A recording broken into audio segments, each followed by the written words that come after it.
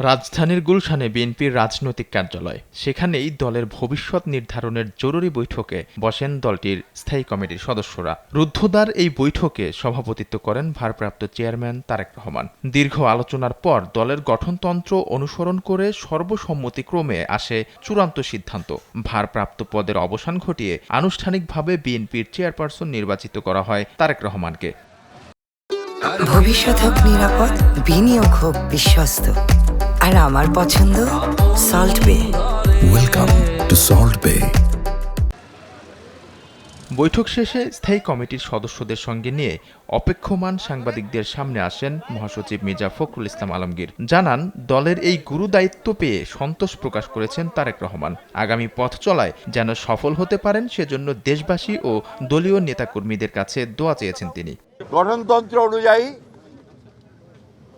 দলের ভারপ্রাপ্ত চেয়ারম্যান জনাব তারেক রহমান চেয়ারম্যানের দায়িত্ব গ্রহণ করায় সন্তোষ প্রকাশ করেছে।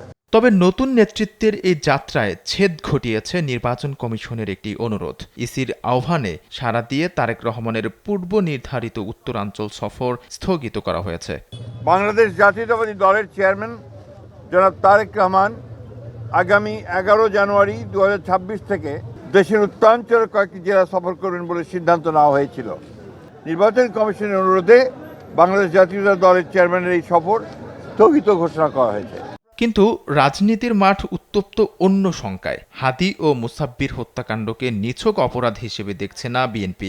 দলটির দাবি, নির্বাচনকে প্রশ্নবিদ্ধ ও বানচাল করতেই একটি বিশেষ মহল পরিকল্পিতভাবে এই হত্যাযজ্ঞ চালিয়েছে। মির্জা ফখরুল হুঁশিয়ারি দিয়ে বলেন, অবিলম্বে হত্যাকারীদের গ্রেফতার করে আইনের আওতায় আনতে হবে, অন্যথায় এ ধরনের রক্তপাত নির্বাচনের সুষ্ঠু পরিবেশ পুরোপুরি ধূলিসাৎ করে দিবে। নির্বাচনকে বিভিন্নভাবে প্রশ্নবিদ্ধ করার জন্য, বানচাল করার জন্য একটা মহল বিভিন্নভাবে চক্রান্ত করছে। তারা ইতিমধ্যেই আপনি জানেন যে উসমান হাদিকে গুলি করে হত্যা করা হয়েছে।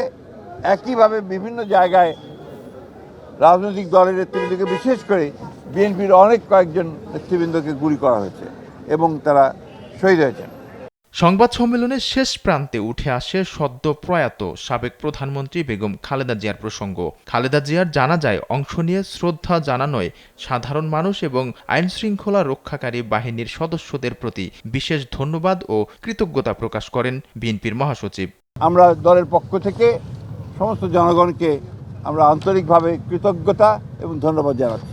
আলভি রায়হান, দেশ টিভি, ঢাকা।